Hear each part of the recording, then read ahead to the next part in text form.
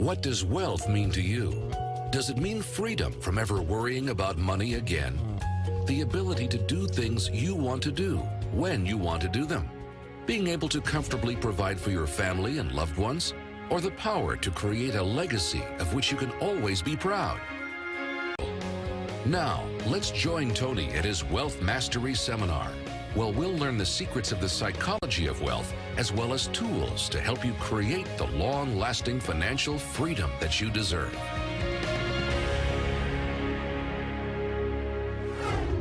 The more you can cultivate that sense of wealth, that sense of abundance in you, the more you can feel that sense of joy, the more easy it's going to be for you to do financially. Because you're not going to be in this scarce, fearful mode. Now, that's not enough by itself. You can have this great sense of abundance and do the wrong mechanics and be a disaster. True or false? But if I had to have an area to get you started with, you want to have the emotion and psychological strength, because that's going to carry you through when the mechanics are boring or frustrating, or when things aren't working out. Your emotion, your psychology is what will carry you. It'll get you to keep doing it. Everyone knows, if you've done any studies, Dr. Seligman is very famous for doing studies on optimism. And in those studies, you know what he found out? People that are pessimists are much more realistic. They're much more accurate. If you give them a test and you ask them to look at something and give you a size measurement of it, or to evaluate their own success or failure at a task, in every study Seligman's done, he did it in the University, I think Pennsylvania if I remember correctly originally, what he found was that optimists always see themselves as doing better than they really did. They basically BS themselves. What happens to pessimists, they're 10 times more accurate. But here's what he found out. What he found out is because the people who are accurate never push themselves because they know it's never going to work anyway. Whereas the optimist sees it better than it is, so they keep doing it. Because they have the illusion they did well, I'll do even better next time. And because of that optimism, they did it more often, and so optimists succeed at a 4 to 5-fold, depending upon the task, result ultimately beyond anything that a pessimist will do, and they're not as accurate. All that's a big way of saying is, if you can develop a psychology of resilience in yourself, you don't have to be optimistic or fake, you can be real. The realness is, whatever shows up, you are larger than anything that can happen to you. You are larger than any financial challenge you could ever face. Who here has gone through a very tough financial time where you didn't know how you were going to pull it off, but eventually you did? How many have done this before? Say aye. How many have had this happen more than once in your life? Say aye. Then the true history could guide you to know you can get through this and not let you be overwhelmed by the moment. But also the gratitude can put you in that sense of wealth. Fijians are wealthy. Whenever I bring friends there, we have 325 acres and 3 miles of ocean frontage. It's unbelievable. But you go up these 2 villages, and my friends initially will say, well, look at their houses, look at their homes, and they don't really have electricity, they don't have this, but they don't feel poor. It's your identity. The way you define the wealth determines whether you're wealthy or not. So are there enough things for you, knowing that 2/3 of the planet lives on $2 a day, that you could get yourself to really feel grateful, yes or no? Yes. How much of your life do you get benefits from today that you never had to create? Think about it. Like I said, the roads you ride on, the library, the books you didn't have to write, right? The internet that you can access in seconds and get answers to just about anything. The people in your life that you didn't have to raise, but are there for you. Think about all the different aspects of your life. If you want to be wealthy, all you have to do is associate. So before we do the financial part, because financial independence is different than wealth. Wealth is that state of mind. Financial independence is being in that position where you don't ever have to work again. That if you work, you do it because you really want to. Now, I'll give you a clue. If you get financially independent and you don't work, you'll be miserable. I can't tell you how many friends I have that sold their company, made $50 million. One man made almost $1 billion and was really excited for a while. But after a while, it was like bored. His vehicle of his business gave him a sense of contribution, and he was always growing, figuring out how to solve problems, and he had all the people he was connected to in the business, all the employees and friends and associates, and he was significant because he was doing something worthwhile. And he had tremendous certainty because he knew the business, and also variety because it's always changing. And now he had this money. So the real secret is to be financially free, to be financially independent. You want to get where you never have to work again, but you do. Because you want to. That's when life gets very cool. When you don't have to work, but you want to, you often work harder. I enjoy my life today. I don't have to work. That's one of the most killer experiences in life. So I want to tell you, I'm not just saying this as some little positive thinking technique. I'm telling you, this is the secret, the real secret, to shift it inside of you and to add the real value.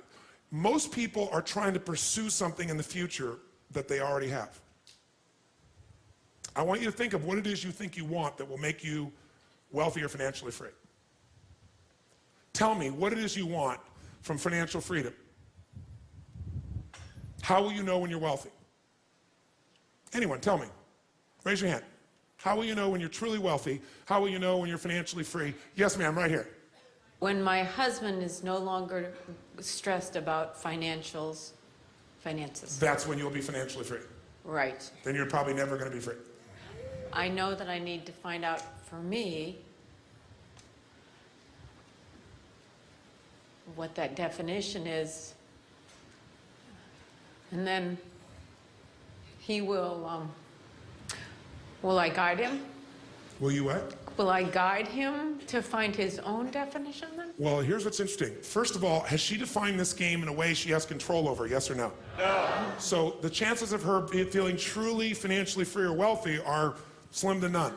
Because have you made more money? How long have you been together, you and your husband? 33 years. 33 years. Wow, give her a hand.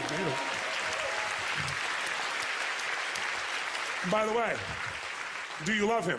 I love him so much. Does he love you? Yes. Are you a rich woman? I am the most wealthy woman in the world. Give her a hand for that one for starters, ladies and gentlemen. Now notice, if she associates to that part of her wealth, can she get to where she feels rich, yes or no? And by the way, from that place, she could look at him in a different way and say, isn't it amazing that I have a man that cares so deeply for us that he really wants to make sure we're always doing well in this area. And all his worry is a way of trying to demonstrate that he wants to take care of me and love me and take care of our family. And how lucky am I? How incredibly rich am I to have a man that cares that much? Would that be a different meaning, yes or no? Would it feel different? But if her view is that he has to give up his worry, she can't control him, number one. Number two, he may think that worry is the way to demonstrate love to himself and other people. And you can get financially free by defining the game in a winnable way. A certain amount of money that we meet, and that covers what we're going to call financial security, which might be your housing, your cars, your food, and basic entertainment. How many would feel rich if you didn't have to work, if your investments alone, the income from your investments, the income, covered those 4 items, your housing for the rest of your life, your food, right, your travel, and some entertainment? How many think that would feel pretty good? Say aye. And by the way, that number is way smaller than what most of you think of when you think about being financially independent, which is everything covered without working. So why not get the first one down pat? And you're going to know exactly what that number is for you and what it's going to take for that number where you don't have to work to meet it. Then we can look at financial independence, where you don't have to work and everything is covered. Then we go to financial freedom. You don't have to work and everything you can think of is covered. Anything you ever want to do for yourself or others, those you want to give. That's a different level, isn't it? And most people think of financial freedom, they come up with this gigantic number that if you even figured out everything you want, it's nowhere near as big as you think. And because it's so big, you never even start the journey. And you don't think it's going to happen. So you talk about it, you hope you'll get some big hit sometime with your business or something, but you never get going. How many follow this? Say aye. So the first thing you got to do is shift from your wealth being to how he thinks and feels. And if you can do that, that might give him the space to be able to see you're happy. Does that make sense? Yes, give her a big hand. Thank you very much. Somebody else. How do you know? How do you know when you're wealthy, when you're financially free? Somebody else. How about this lady right here in the blonde hair? Yes, ma'am. Give her a hand.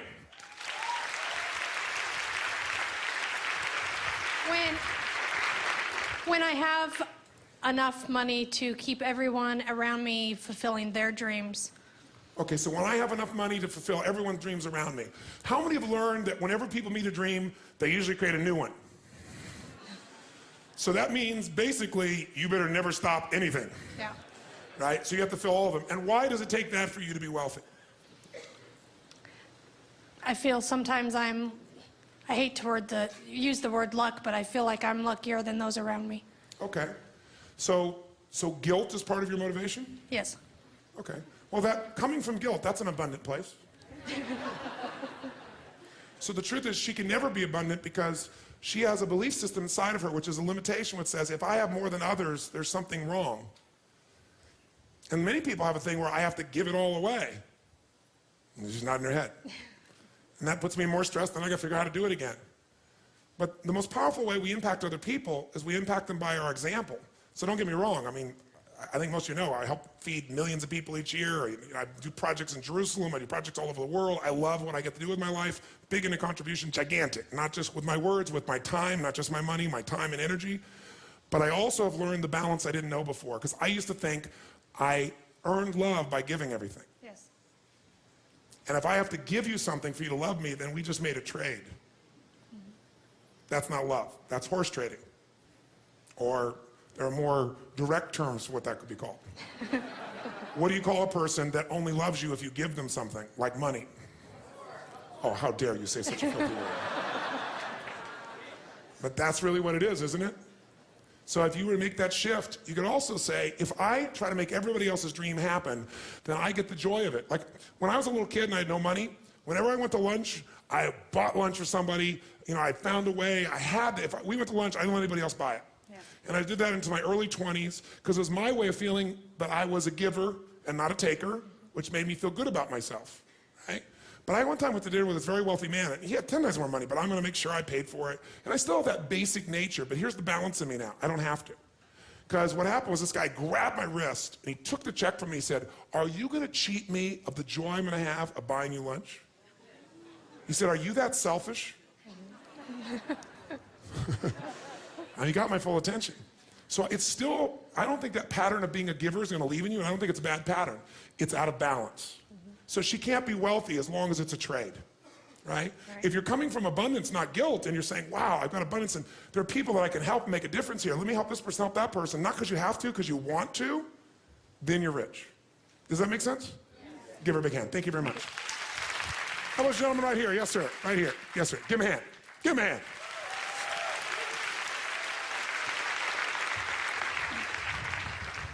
Wealth, for me, financial freedom would be when I have reached a point where I would be somebody that I would look up to in this area, the financial area. Okay. A role model. Okay. So I got a question for you. Are you right now a role model for somebody else?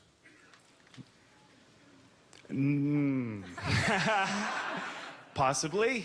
Yes. Could you be? I could be, yes. Yes. So you've already achieved it, but you're still not wealthy. Well, I'm not my role model. But would you be the role model you would have had years ago? Would you be an example of what years ago you would hope for? Now you want even more. No, I'm financially not. In other areas of my life, definitely. Okay, that's fair. So what he's saying is my definition is it has to be something that somebody looks up to. In other words, I need to be significant is the need he wants in financial terms in other people's eyes. And if you are significant in other people's eyes, what will that do for you? Well, you know, it was in my eyes, somebody that I would look, somebody that, but when you know, you an get, example. But when you get there, you won't look to yourself anymore.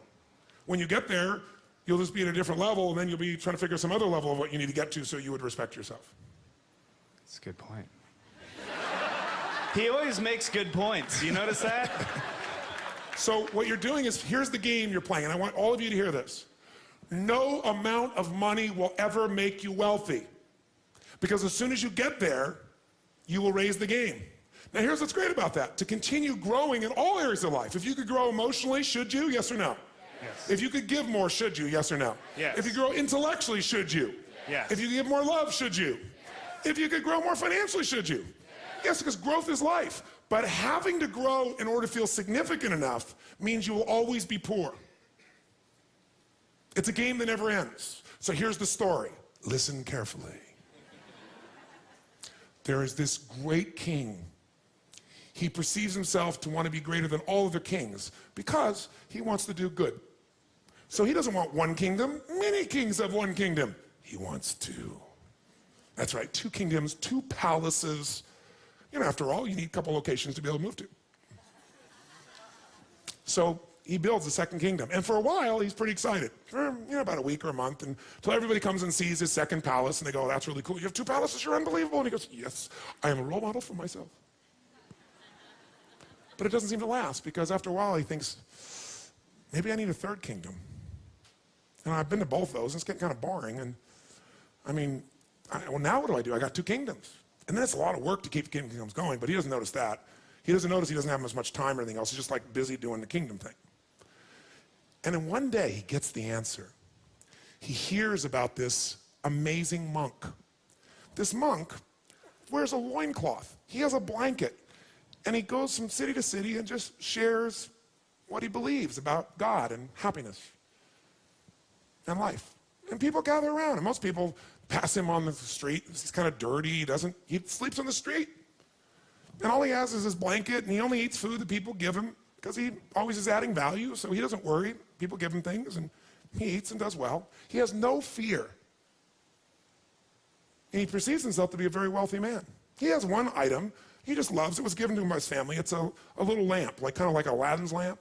He keeps it, and he can light it, so if he needs a little heat or a little light to read at night, he can light his little lamp. And the king hears that if you rub this lamp and you ask it for something, unlike Aladdin's lamp where it gives it to you, it gives you twice as much as you've asked for. And the king gets excited. 1 kingdom becomes 2. Yes. He says, bring me this man. He's a beggar. He doesn't need the lamp. He goes around and begs for his food. He lives on the street. Why should he have to carry such a lamp? I can do so much more with it. I could be a role model for myself and others. I could be significant. And so what does he do? He calls and he asks, and sure enough, the monk comes. He's a traveling monk, and what else are you going to do? The king says, come, you come. And he comes and he bows to the king. You are such an amazing role model. You're amazing. What you built, these 2 palaces, they're beautiful, they're magnificent, they're amazing. I'm so grateful to be here. I don't even belong in your presence. And the king says, no, I'm very fascinated by you. You travel from place to place. You don't have one place, you just stay. He goes, no, I travel, meet people. And how do you survive? Well, I love people and share ideas, and people tend to share with me. And when you love, you tend to do okay. You have nothing, but I understand your loincloth and a blanket and anything else? Oh, yes, I have this lamp that was given to me by my family. It's just really beautiful. I love it. It's not, that valuable, but it's just, to me, it's valuable because it was a gift. And it's beautiful. He says, well, that's a rather large lamp for you to have to carry around. I have some jewel-encrusted lamps that are much smaller and lighter. You could walk with them much easier. It would be much less of a burden on your back to have to carry this lamp. He says, oh, no, it's no burden. It's very light. He goes, no, I really want to give you something much nicer. And he said, please give me your lamp. And he says, well, sir, he said, please. He said, I'm so honored to be here with you, but this is a personal gift, and I value it not beyond money or what it does or even the heat or anything it'll do. I just value it because of the gift and what it represents. He said, well, I really would like your lamp. He said, sir, I would never deny you anything, but I must have integrity with my own relationships, and I must go. And he bows and leaves before the king can respond. And the king goes into a rage. How dare he deny me what I want? How dare he take away something that could give me twice as much of even what I'm asking for? Think of the role model I could be. Think of the good I could do and demonstrate. He doesn't need that. He's poor. He doesn't even ask it for anything. If he would, he'd have 2 blankets.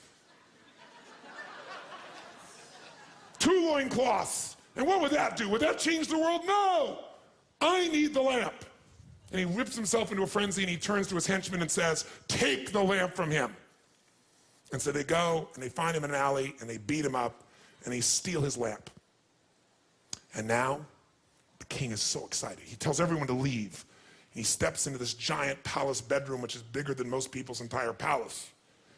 And he sits down, and he rubs the lamp, and he says, oh, great lamp, give me 100 pieces of gold.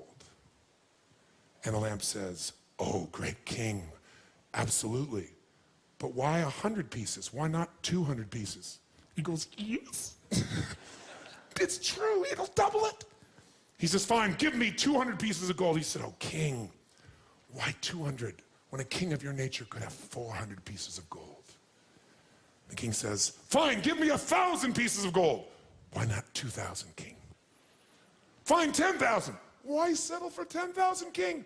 Why not 20,000? A king such as you with 2 palaces should have at least 10,000. Fine, give me 10,000. Why not 20,000? Fine, give me 100 of the most beautiful women in the world. Why not 200? It will keep you busy. And this goes on for hours and hours throughout the night. And the king gets fervor more and more and more intense. And the lamp keeps expanding his point of view. And he keeps thinking, my God, I'm thinking so small. And he gets bigger and bigger. And this goes on for 3 days and nights. He bars the doors and won't let anyone in, just him and his lamp. And he starves to death and dies. And that's the end of the story.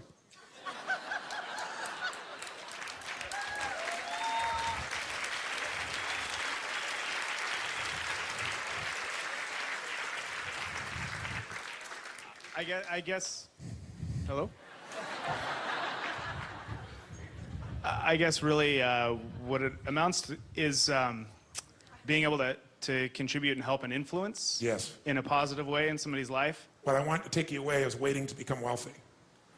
Because are there people right now in this world, if I took you to Africa, if I took you to plenty of parts of this country, on the streets of many of these cities, if I took you down the street here to San Francisco in the Tenderloin District, or is there someone there that right now you could mentor and could change their life financially as well as emotionally, psychologically, and physically with what you already know beyond anything they could imagine? Yes or no?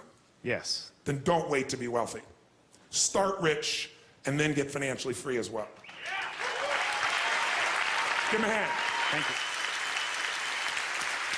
By the way, is this making sense to you? Do you see why I'm so intense about this? Because I don't want you to go through and get more money and have plenty of money and still not be happy, still not be fulfilled. Until you define the game in winnable ways, you never win. And you chase it, and you die chasing it. That is not to say you shouldn't take your life to a whole nother level financially and have greater choices and greater ways to give gifts, but don't wait. And if you don't wait, if you can own that you're already wealthy, I can promise you'll get to a level of riches financially 10 times faster than with the identity you have of limitation. Does that make sense? That's the essence of what I'm talking about here. Let's talk about money now, not wealth. Do we agree? All those wealthy in this room right now, say aye. And if you really done what we have, you're not just saying that as some verbalization, you can really feel it. You can feel abundant. You can feel wealthy. From that place, what does it take mechanically to get this thing called financial independence? And what is financial independence as opposed to wealth? Wealth is a product of the mind. Again, no amount of money you ever achieve will make you wealthy. Gratitude will, and living a life where you know you're contributing, adding value will. That's what's going to make you feel wealthy. Where you're a giver, not a taker. That doesn't mean you can't receive, but someone who's always looking at what am I getting out of every single thing they do is always poor, because they live in scarcity. But if you want to be financially independent, that's different. Financial independent means you never have to work again in order to live your life. That when you do work, you're doing it because you really want to, not because you have to. And how many are committed to not only being wealthy, but also financially independent? Say aye. How do we get there? Let me give you the lesson how to get there. It is so simple that when I tell you, you're going to go, well, thank you for the breakthrough thought. But even though you may know this intellectually, whether you're sophisticated or not, you probably know this. Focusing on this is the difference. Can you be a person who is honest in your values and not be honest in the moment? Yes or no? Can you be a loving person but not be loving in this moment? Yes or no? Why? Because whatever you focus on, where focus goes, energy flows. So I don't care how sophisticated you are or unsophisticated. If you put focus in what we're going to put in front of you right now, even if you knew it before, you may know it cognitively, but you haven't linked enough emotion to be doing it consistently. Or if you are and you're here, you obviously want to do it more and better. And what we're talking about right now is financial wealth, not just wealth as it says, as an emotion, as a sense. If you want to be financially independent, the formula for financial independence is so simple. And you can't achieve financial abundance unless you really learn to apply this, not just in a concept in your head, but consistently in your life. And that formula is simple. Spend less than you what? You go, thank you for the breakthrough thought, Tony. But is this what most people do, yes or no? No. What do most people spend? More than they earn. There's no way around this. No matter how much money you have, if you spend more than you earn, you got a challenge. So there's no way to be financially free, financially independent without spending less than you earn. And what do you got to do with what you don't spend? You got to invest the difference. Because what I want to show you right now is how do you build what everybody should own. Every one of you should leave here with your own personal money machine. You want to create a money machine. A machine that while you're sleeping is making you money, right? So you're no longer trading the most valuable resource you have in life, your time, for money. You want to trade money for money. You want money to go to work. You want to put that money to work for you so while you're sleeping it's making a difference. You want to create a machine, and that machine you want to create is something that you want to be able to feed you at some stage where you don't have to work. That's what the money machine is. And so how do you do that? First step, spend less than you earn and invest the difference. Now question, how many of you currently are spending more than you earn? Be honest, raise your hand. How many are spending less than you earn? Raise your hand. Fantastic. Now, if you spend less than you earn but you don't invest it, you're not going to get much value. Now most of you say, well, I do invest a portion of that. So I might spend more, I do some new spending, but I do invest a portion of it. The second secret to this is you got to reinvest. How many of you have ever made a big hit in your investments and went, oh my God, that's so cool, and took the money and spent it on something? Raise your hand, say aye. Come on, say aye. I know you all, anybody's invested has done this. If you got a big hit, you go, oh, this is it. Nothing wrong with that, but you got to make sure a significant amount of that, you reinvest your returns so you get compounded what? Compounded growth is the most basic principle in the world. We all know it intellectually. But are you emotionally associated enough that you're really utilizing it to its maximum capability? If you don't, you're not going to get financially free. You will never get financially independent by your earnings alone. Let me tell you something. There's 3 or 4 areas of your life you don't want to go to an expert. You don't want an expert to make the decision. An expert can coach you, but you better make the decision. One is how you raise your kids. I mean, if you're going to screw up, you should be the screw up, not somebody else in this area.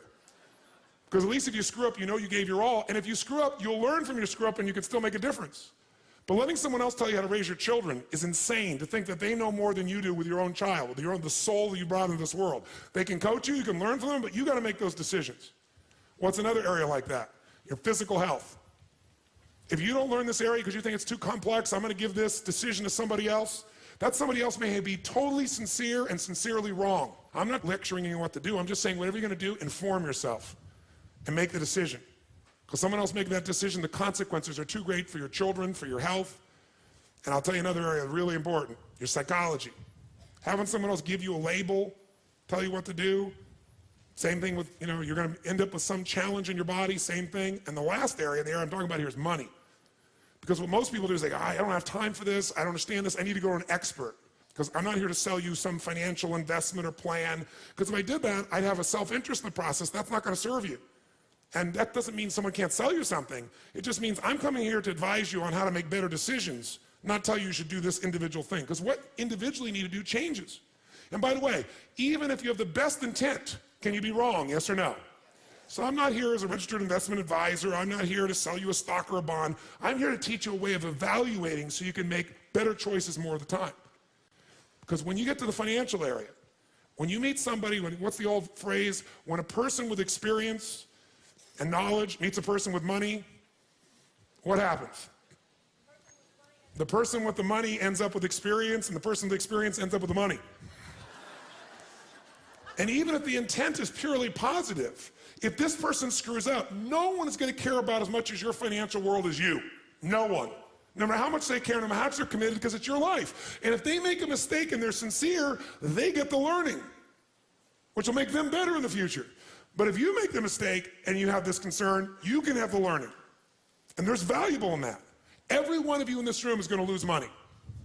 Every one of you. There's no way. The person I work with, one of the top financial traders in the history of the world, top 10 in the history of the world, is not even right half the time. How could you make billions of dollars if you're not even right half the time? Not even 51% of the time. I'm going to show you in a few moments. It's known as asset allocation. It's the way you invest. It's what you do. That's what's going to shift this. So first step, spend less than you earn, invest the difference. Second step, reinvest it so you get compounded growth until you reach the home run, your money machine, until you reach a critical mass of capital, of investment capital. When you get to that critical mass, and what determines the critical mass is how much you need for the lifestyle that you want. Once you get to that critical mass, what it provides for you is what you're investing for. Who knows No matter what investment you're doing, what are you really investing for? Whether you're investing in cars, stocks, bonds, real estate, financial instruments, what are you investing for? You're not investing for returns. That illusion will keep you from getting to the end game. If you're wealthy, here's what makes you wealthy. Income, not assets. Assets you can buy, and assets change in value all the time. You need income. Some people are very wealthy on paper, but they have no liquid assets, and if something happens, they are in deep stuff. How many of you have ever been in this place, by the way? I'm curious. So you need income. Ultimately, you're trying to build a money machine. If you invest in, let's say, an antique car, and you call it investing, but you're never, ever going to be willing to sell it, it's not an investment, it's an acquisition. How many follow what I'm talking about here? Because what you're really doing is you're wanting this car. You're not wanting to ever make this build your critical mass so you have a money machine so you don't have to work. When you build your critical mass, when you spend less than you earn, that's the difference, and then as you get compounded growth, you reinvest for even more compounded growth, which will walk you through, you're going to eventually get an amount of money that's enough that without working, the interest on that money alone in a secure environment will give you the income so you never have to work again. Then you have a money machine. How many be up for this process? Say aye. That's different than you have X amount of assets on your net worth, which, by the way, can change how fast? How fast? If the marketplace changes what they feel about real estate, if they change what they feel about the companies you've invested in, how fast can all that change? How fast? In a heartbeat. The valuation of the dollar, or the pound, or the mark, or the euro, or anything else can change how fast? How many like the idea of building a money machine? Say aye. This is the only reason to invest. You invest for one reason, so you have an income for life without working. And to do that, you got to build a critical mass of capital, that the interest on it alone will give you that income, and you can have the life you want without working. And the only way to do that is do those first two steps. Spend less than you earn, invest it, reinvest it till you hit that critical mass. And we're going to show you ways to accelerate that, make it happen. That's the entire financial game in one paragraph or one thought. So everybody here's goal is, here's what you want to say. I am building a money machine. And its purpose is to give me income for life without working. Hallelujah. How many feel hallelujah on that one? Say aye. Now, how to do that is actually a lot simpler than you think. We make things more complex than it really is. You got to think of this as your target. Now, by the way, you know whether you're on the path of financial freedom or financial independence or not by, can you answer, are you doing the first part? Are you spending less than you earn? And are you investing it? And are you doing the second part? Are you reinvesting and getting compounded growth? And are you moving towards that critical mass that'll get you free? And do you even know what that number is? If it's a general giant number and you keep moving the number, you'll never get there. We have to define, this is what it is. So think of this as the bottom line. In order to achieve what you want, where you have a money machine, here's what you must do. You must pick out a minimum financial goal for yourself. Even to achieve your minimum financial goal, you got to pick out a specific amount of money that you're going to invest every month, every year, no matter what. A specific percentage of your income. If you don't do that, forget the rest of this course. It's a waste of your time. Because you'll go make a bunch of money, but you won't be practicing the fundamentals, and eventually you'll make a mistake and you'll lose it. How many follow what I'm talking about here? Say aye. If you're going to change things, you really need to put yourself in a position where you say, this is what I'm going to invest. This percentage of my income, where you pay the investments first before you pay all the other bills. Because if you pay the investments first and you keep doing it, it's a pure discipline. And by the way, the best way to do this that I know of is to have that money taken straight out of your account as soon as it gets there. Many of you know you can do it automatically. You can put it in a money market and then decide where to put it. But it literally leaves your account, the money is transferred. Think about this. Success in life comes from good judgment. When you make good decisions, you do well. In your relationships, in your body, with your family, and with your finances, with everything. How many agree with me on this? Say aye. So if success in life comes from good judgment and good decisions, good judgment often comes from experience. And experience often comes from bad judgment. The secret, that's why we come back to the 80% of psychology, is when you make the mistake and you go, oh my God, my numbers came down, I'm not making progress, instead of saying I can never get there, it's redoubling your efforts. And I'll give you, very often it helps to have a role model, as this man pointed. So I was with Michael Milken shortly after he got out of prison. Now, Michael Milken was the junk bond dealer who made billions of dollars for himself and other people during the 1980s. He funded Ted Turner, gave Ted Turner a start. You know, there were all kinds of companies in the 80s that really got their start, all primarily because of this man, Michael Milken. But he also did some things that put him in jail.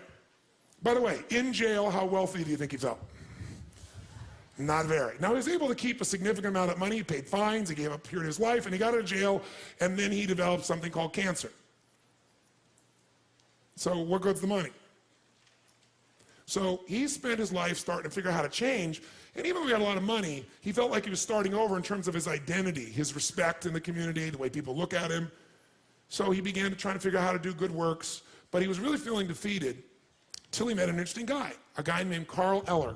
Because I asked him, at the point I was talking to Michael, later on, I had a lunch with him one time, and he actually wanted to have me put one of my companies into his group and get a piece of it.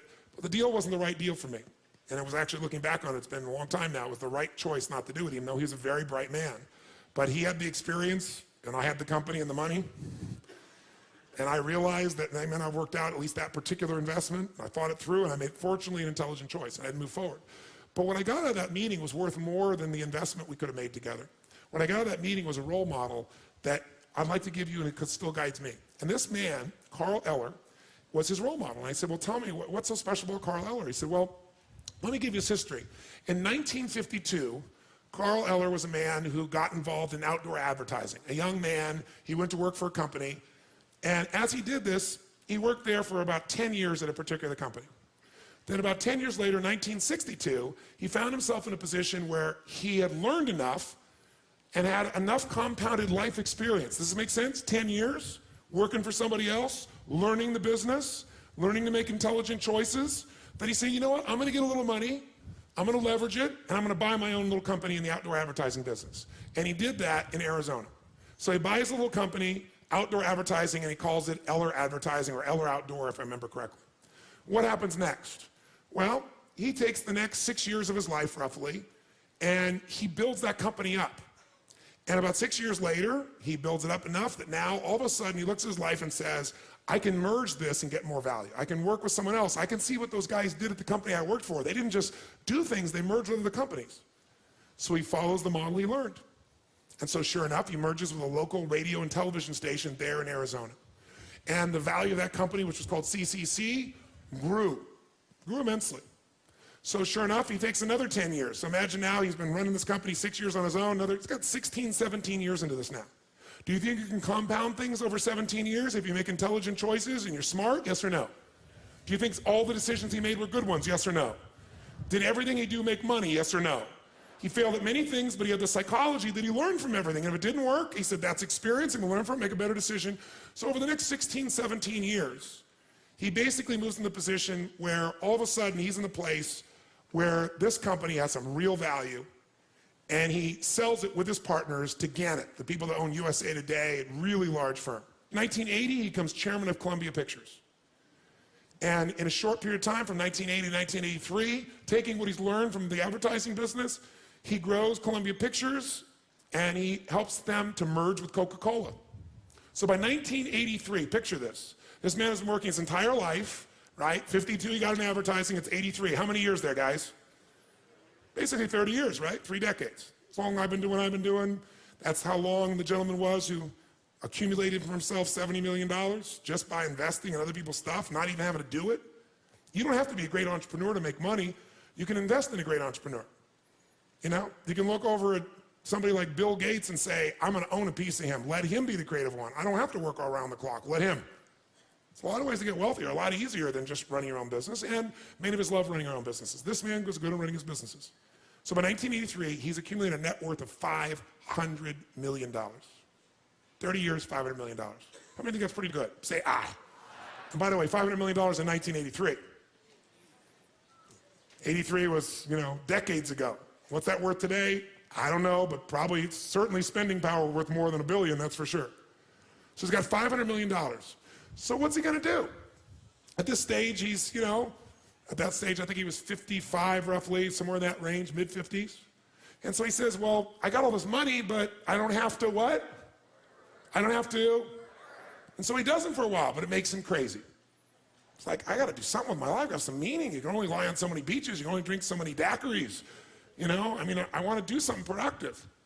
So he comes up with this idea that he's going to take over a company called Circle K. Circle K is a company at that stage that's doing about $700 million in sales.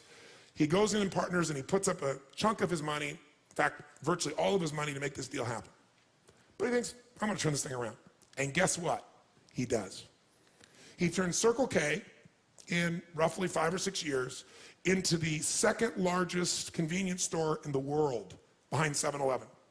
Second largest in the world. It's got like 4,500 stores in the United States, about 1,500 overseas, and like 100 countries. Just an amazing growth record. He takes the company from 700 million in gross sales to over 3.5 billion in gross sales in that short period of time. So now we're really looking really good, wouldn't you say? We're in the early 1990s now, right? He's done this for 6 or 7 years. He's built this incredible piece, and in 2 years, the entire company reverses its fortunes and goes bankrupt, and he loses $500 million, everything he's accumulated in 37 years. And he's 62 years old. And he has nothing. He not only has nothing, he owes $100 million at 62. He went from up 500 million to down 100 million. How many of you ever have thought you were in bad financial trouble and it wasn't that bad? Say aye. So you thought, oh, I lost my job, or I lost my income, or my investment went terrible, or the house I bought was not worth as much, or I bought the stock and I lost it, or, you know, I went through a divorce and it was terrible and I lost half. Trust me, this makes anything anybody in this room's ever experienced look like nothing. Now, what do you do when you're 62 years old, you work for roughly almost 40 years of your life, you're up 500 million, everybody respects you, your name is well known, and now you're a total failure or you own $100 million. 99.9% of the planet would go bankrupt, obviously. But he decided there was still time. What was that? Mechanics or psychology, my friends?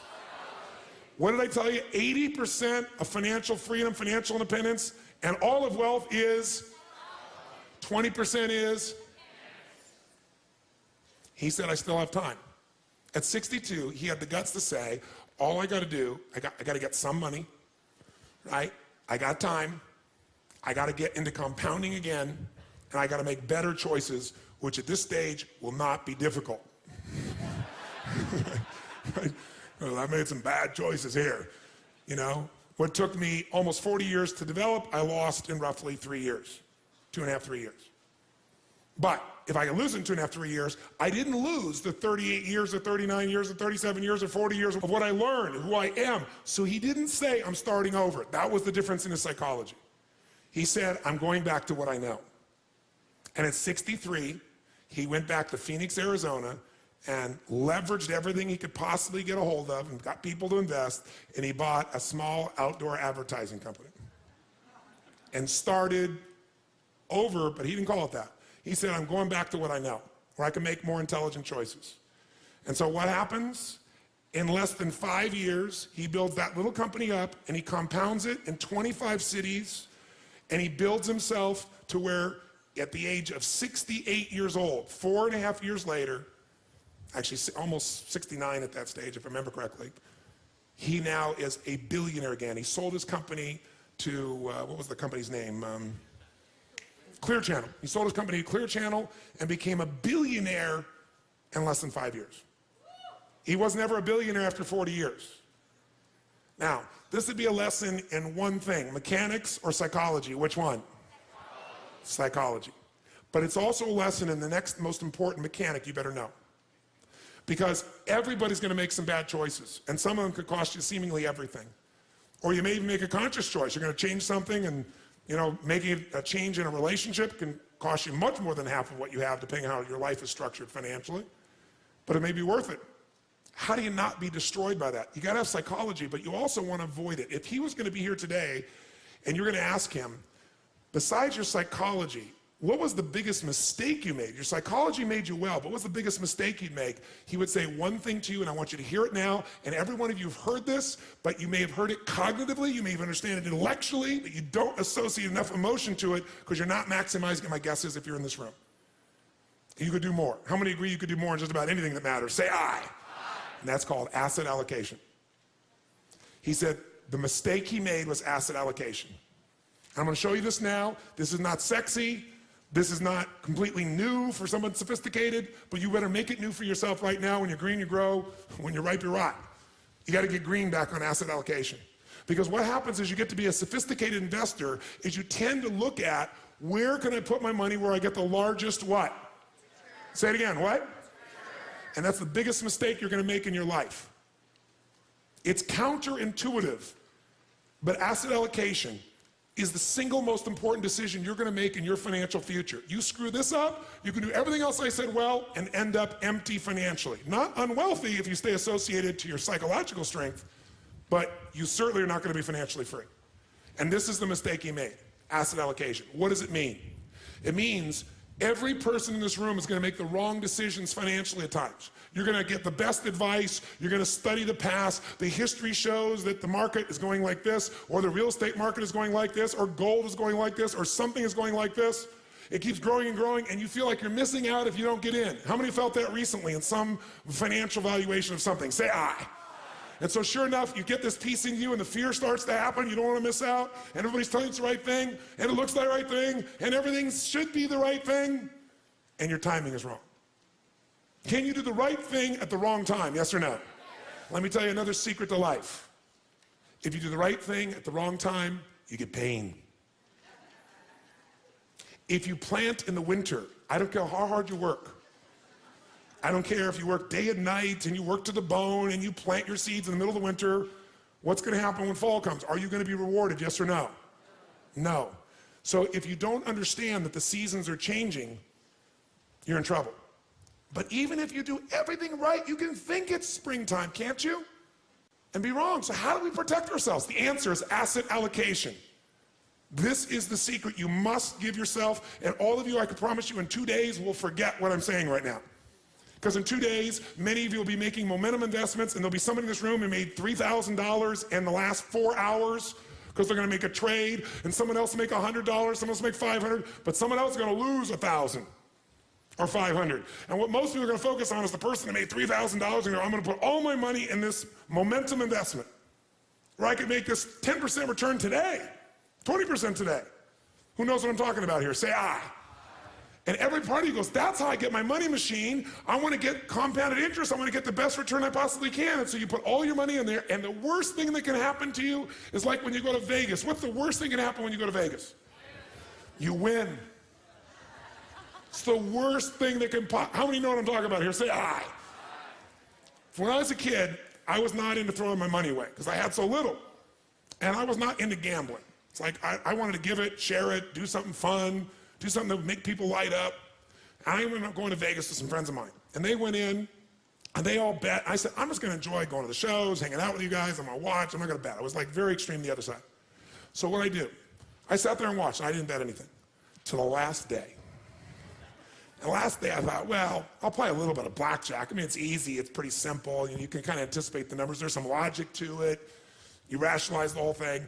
And I played blackjack, and I won $1,800 when that was like, I started out with $300. That'll give you a perspective.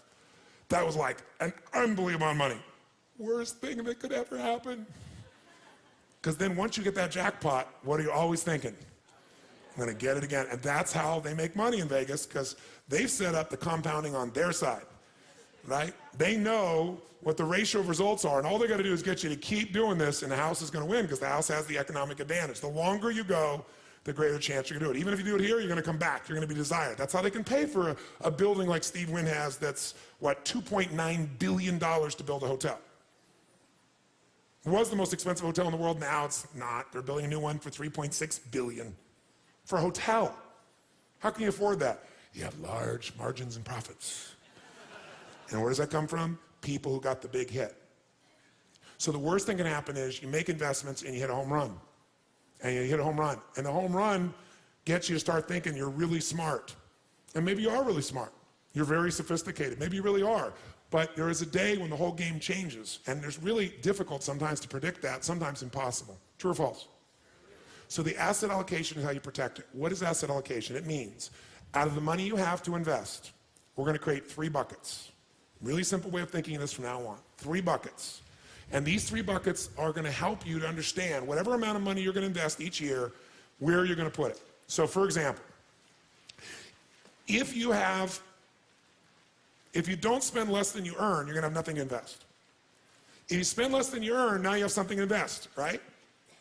Do you need to come up with a specific number, a percentage, or a dollar that you're going to invest every month, every year, if you're going to get to your money machine? Yes or no?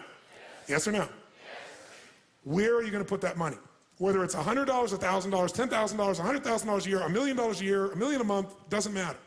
Where you're going to put it, if you're smart, is you're going to put these 3 buckets of asset allocation. What are the 3 buckets? The first bucket is the security bucket. When you think about investing, think of 2 types of investments.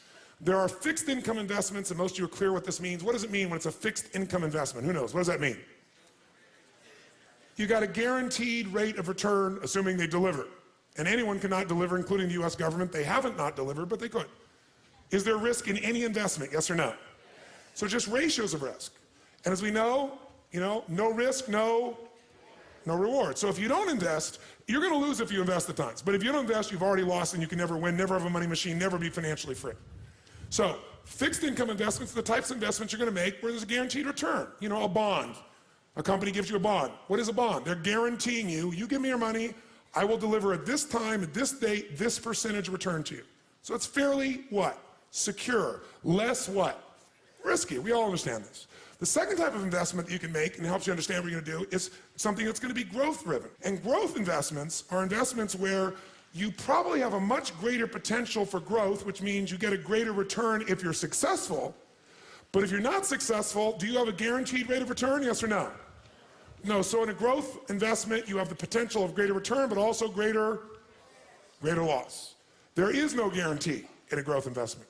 No matter how long it's been going that way, there's no guarantee. We start to get the illusion that it's going to always go up. It isn't necessarily.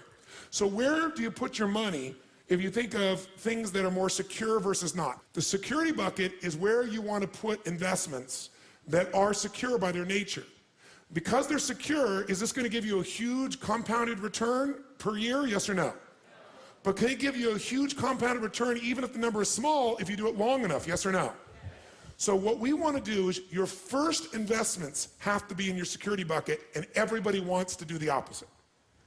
Because why would you want to go put some money in something you're getting 5%, 6%, 7%, maybe 8% on, when you could go do something else that you believe you can make 20% on? Because the 5, 6, 7% is totally guaranteed by that promise, by that government, by that company, by whatever the situation may be. And if you screw up in your growth investments, you've got how much? 0. What did this man Eller do? He put everything in his growth bucket. How many follow what I'm talking about right now? He went, why would I put money in my security bucket? I got $500 million. I can do all these different things. If I put all of it here, I can leverage up and make, his goal was to make $1 billion, right? Instead of losing $500 million and being $100 million in debt, he ended up losing $600 million total. But he thought, if I put it in there, I don't need to put things in my security bucket. Now you might say, well, it all worked out well for him. How many Ellers are there in the world? Most people, when they face financial, what looks like ruin, they say it's over. I can't start over again at 40 or 50 or 60, much less 63. Very few people would do that. And even if he did, he also had to make some good choices and probably got a little bit of luck. And you get really lucky when you work for 50 years, your guts out, right? And you won't give up, and you'll persist, and you have this incredible psychology, and you figure out how to add value. But most people wouldn't recover from that. If there's anything he'd do, he'd have been worth billions of dollars and wouldn't have had all that stress if all he'd done is put a percentage in a security bucket. The question then becomes, what percentage you put in your security bucket, what goes in there? Well, here's some things that go in there. If you don't have at least 2 to 6 months worth of cash that covers your overhead, you're in deep trouble. And today, it's amazing. People with enormous incomes spend most of it. They don't have 6 months worth of cash on the side. And if something happened where they lost their job, or something happened where the economy got hit, or a terrorist attack occurred, and everything got locked up, they'd be in deep doo-doo. How many know what I'm talking about here? Say aye. The first step to getting financially secure, not financially independent, is to make sure you got enough cash that if something happens, you can go for 6 months. You got the freedom. Now, who here already has this set aside for your life? Raise your hand. Fantastic. Give these people a hand, by the way, big hand for that. Oh, come on, give them a big hand. You're like, yeah, easy for you, you brat. This has got to be a basic financial goal. Now, nobody wants to do that because it's not sexy. And you're saying, I could be using that money for compounded growth, Tony. Yes, and you could not be compounding, you could lose, and then you're starting with nothing. How many follow me on this? Say aye. How much of that should go in there? 2 to 6 months, a year? Depends on your psychology. But whatever's going to make you feel secure, it's individual for every person. I'm not going to tell you should put 6 months in. Maybe 2 months is fine for you. Maybe for some of you, you want a year in there. Right? It's different for everybody. This is where you got to start to know the truth of who you are, not what you project. And some people are more certainty driven, more security driven than other people. Some people need to have a little more security drive right now in order to keep their life balanced. What else might you put in there? Types of investments. An IRA goes in here, right? Pretty secure. Insurance. The insurance is protecting you. That's part of security. What else could go in there? Your home. Don't think of your home as an investment. Because for most of you, you're eventually not going to sell that home and eat it. You're not going to sell your home and get income off it. Now, some of you maybe, you made a stage of life where you're accumulating the same homes, and eventually you're going to sell and buy a smaller home and take that critical mass that came from selling the big home, and it's going to take care of you for life. If you're doing that, great. But the place to think about your home in terms of leverage, put it in your security bucket. How many agree with me on this, by the way? Say aye. Because, by the way, if you don't have a home, you're going to be really stressed out, right? So I got to think of my growth outside my home, really. Think of your compound interest outside your home. Your home may be a bonus for you. And fixed income investments all fit in this category. Now, what's the second bucket? Second bucket is growth. 2 ways you're going to learn about growth. The buy and hold strategy, which is the strategy of an owner. And by the way, that buying and holding, that is less risky to some extent than momentum because of the timing. But it can be just as risky. What is momentum trading? That's when you're no longer an owner, you're a trader. A financial trader, everybody's a financial trader. Most of you trading time for your money. Here you're trading money for money. Here what you're looking at is you're seeing movement in prices that may or may not have anything to do with value. Can a price change just based on perception of a company, yes or no? Can perception change the price or the value of real estate, yes or no? A little or completely? But very often, there's a fluctuation that can come from an event, from a perception, and what a momentum player is doing is they're playing for the short term usually. They're in and out when that fluctuation happens. They're betting on the up or the down, because as momentum players, I want you to understand something. Everything we're going to teach you will work in a bull market or a bear market. It would be irresponsible to teach you a set of principles that are based on a market only being bull, because right now in the country you live in, it's a bull market in real estate or stocks or gold or silver or whatever it is. That's irresponsible. You want to be able to make money no matter what happens in the market. How many excited about this, by the way? Say aye. But even if you get brilliant, even if you do it, can your timing be wrong? Yes or no? Yes. Can you be totally smart and make the wrong decision? Yes or no? So what is going to protect you so you milk your money machine no matter what, and when it's time and you don't want to work, you're going to get there? What bucket's going to protect you? It grows slowly and it grows like the grass. So how much should we put in our security? And by the way, you say, well, what's the third bucket, Tony? Well, there's the security bucket where we put our money first. Second bucket, growth bucket, we put our money second, and we put a percentage in there all the time. Third bucket is the dream bucket. The dream bucket is you want to travel around the world. The dream bucket is you, depending upon the size of how you think or what you're doing or your economics, you want to own a condominium in Aspen. And if Aspen seems insane at $2,000 a square foot, then you might say, I want one in Mammoth, or I want one in Chile, I want someplace else. Many times you get the same thing or better quality just by changing location because of perception. And it isn't any better or worse. You're trying to get financially free and real critical mass so that you can live forever in your own home in Los Angeles, or you move to Portland, Oregon. Portland, Oregon's greener, richer, probably not going to be the first place bombed in a terrorist attack, right? Could you have as good or greater quality of life for a third or fourth the price, yes or no? So sometimes you can get to your goal quicker just by changing locations, changing your perception of where you need to be, breaking your own pattern, okay? So security bucket gets full, growth bucket, but what's the dream bucket? The dream bucket might be a second home, it might be the boat, it might be a trip, it might be owning a basketball team, owning an island, depends on the size of what it is you want to do. And by the way, bigger isn't better. The more you have to feel financially free, the more stress you're going to have. How many follow this? It's the opposite of what you think. The more you have, the more you got to manage, the more time, the more energy, the more risk, the more capital. That doesn't mean you shouldn't do it. Some of you are very, very driven to create and risk. That's a personality type. We know that it's crazy. I happen to be one of those types to some extent. But even a crazy person's got to make sure their security's there, or their craziness at one point will bite them. How many follow? If you can get financially free for less, do it. Be wealthy now and get financially free quicker. And then lock in, you won. And then keep that stuff in your security bucket. And if you want to play a bigger game now, you've already won, and everything you're playing now, that's where the house is money. You can go for something bigger, and if it doesn't work out, you're still handled. Your security, what you're here for, is totally free.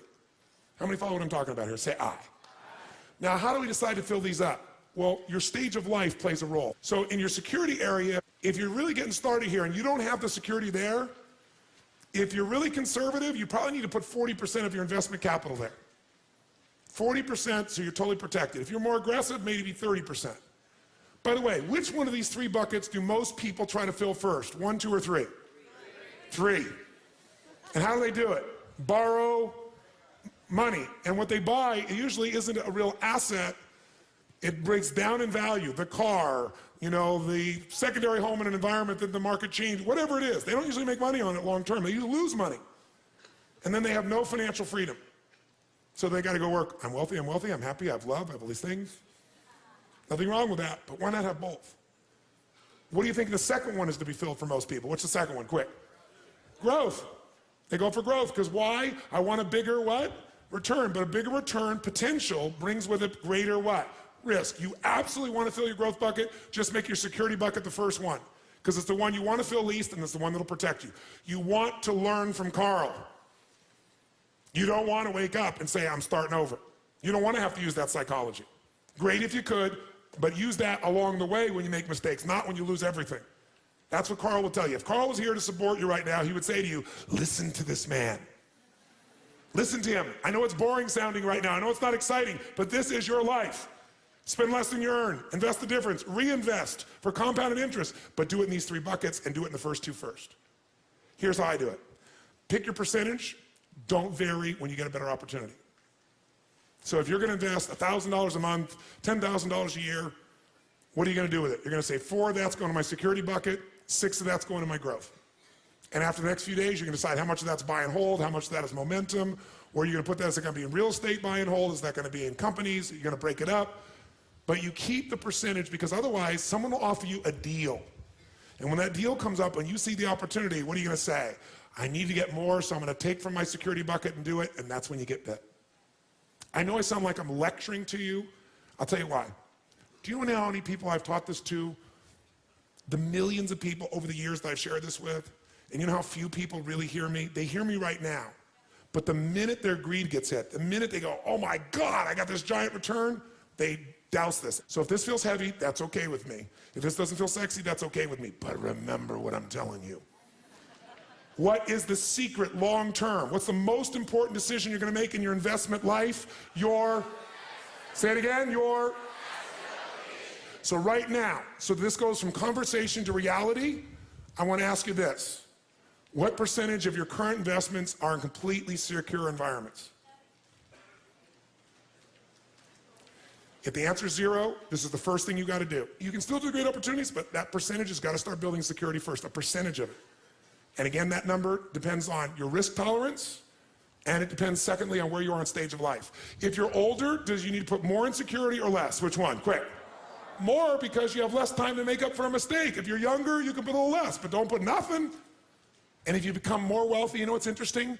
The richer you think and feel, the more abundant you seem to become, because that feeling starts to affect the way you make decisions. They're not made from fear, they're made from gratitude. And when you operate from gratitude, and you're coming from a generous place within yourself and other people, it attracts a different experience.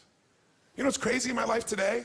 Today, people come up to me every day of my life, no exaggeration. If I'm in the public, if I'm in a restaurant, and because I've had, 50 million people get my books and tapes around the earth, no matter where I go in the world, people might come up and tell me these great stories, but someone will come over to me and they'll say, they just paid for your dinner or your lunch or whatever, or they want to buy this. And I always say, no. They go, no, they insist.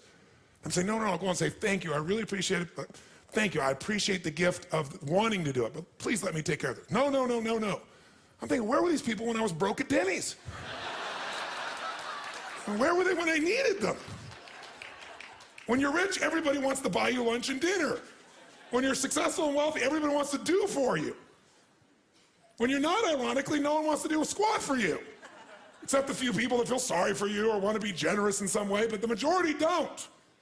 It's ironic. The more successful, the more happy, the more healthy, the more wealthy you become, you get momentum. And other people are attracted to you. Deals, opportunities, experiences. So 80%, I've said it a million times because I want you to get it in your body, is this association. So will you give everybody a hand for this day, for starters? Everybody a hand for this day.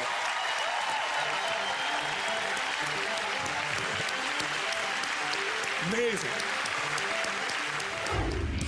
Now that you have learned what it takes to create long-term financial success, take 5 minutes to think about how you can build your own money machine. 1. Are you spending less than you earn and then investing the difference? What are 2 to 3 actions you can take to save more so you can in turn invest more?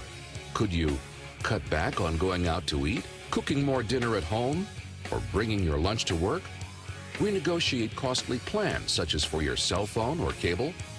Or meet with a tax advisor. Are you taking advantage of all the opportunities available to you in your tax bracket? 2. What is the ideal asset allocation for you? How would you allocate the extra money saved within your 3 buckets: security, growth, and dream? Why is this the right choice for you?